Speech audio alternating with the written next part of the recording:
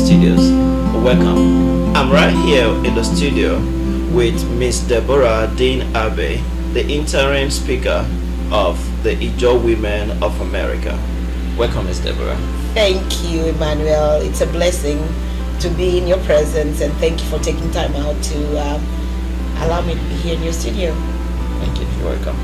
So now tell us, give us a little information about the Ijaw community, and but there's been a lot of so much left and right going on. Just give us some little details about the Ijaw situation. Awesome, I'd love to. Ijaw land, or the Niger Delta as it were, the native Ijaw speaking area, spans around the southernmost part of the Atlantic Ocean of West Africa, and it comes all the way, it goes across different countries. In Nigeria, there are mainly 6 states: Ondo State, Edo State, Delta State, Bayelsa State, Akwa Ibom, and Cross River. And all these communities, if you look on the map, geographic map of Nigeria, it's along the Atlantic shoreline. That is where all of the oil is produced. So in Nigeria, for instance, without that land, without the water, without the delta area of Nigeria, there's no wealth in Nigeria. All the oil, crude oil, is refined there, yet we remain the poorest people in the world.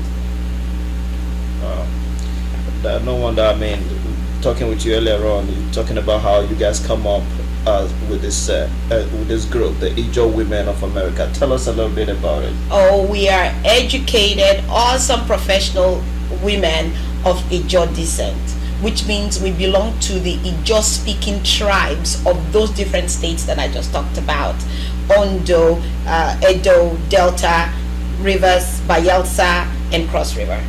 We are all Ijaw speaking, meaning we understand each other's dialects somehow. Somehow there are words that are similar. And what we've decided to do is form a quorum where we could, number one, help ourselves to be aware of what is going on.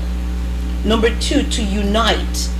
Because we're spread apart from different states, sometimes we're divided in our decisions. We believe that there is strength when people unite. I believe there are portions in the Bible even that says that, but we wouldn't even go there. But when you are in one accord, you can do things more than when you're scattered. So number two is to unite. Number three is to not just liberate us from our fears, but to educate us about what is going on, and for us to take action, positive, peaceful action against or for whatever is going on in our different communities back in Nigeria. Wow, nice. Also, now why doing this here in America? We know that in the past, for instance, in the 60s, right after the Civil War, Adakaboro, if you might know him, Isaac Boro from the Ijaw Nation, he was a major in the Nigerian army. He was killed because he was talking about this. Later on in the 80s, Ken Saro-Wiwa, he died. He was killed. In fact, he was hung for people to see when he came out for the Ogoni people. Of recent, a few days back, they actually assassinated his son as well. So people are dying when they speak about this because of the unrest, civil unrest in Nigeria, whether one believe it or not. There's no security there. Whenever you come up with these kind of topics, they're kind of sensitive to the government because they know what the truth is. So what we want to do is start on an even playing ground here in America. Unite, educate ourselves. A lot of us are not even aware that this is going on, and we're Nigerians, we don't even know. So it's to create the awareness and then see how we can let our voice be heard in one accord, in unity. Wow, that's good. Put together right there. Now you told me about an event that's coming up very soon. Yes. Tell us a little bit about our launching. Our initial launching, inaugural launching, is going to be held on the 28th, 29th, and the 30th of October in Douglasville, Georgia, and it will be our first outing.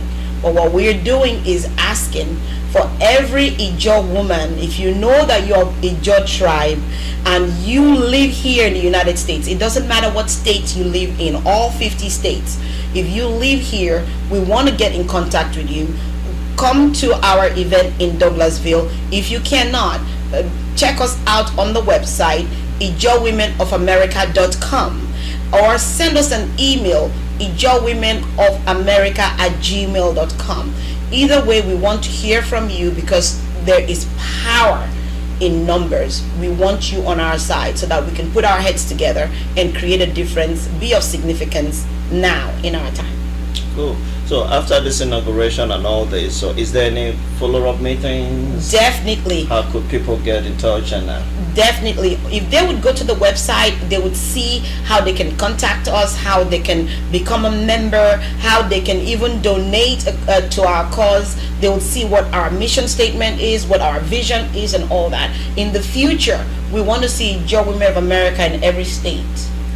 Not just in Georgia, not just in Texas or California or Florida or New York. In every state of America, there are Ijaw people here.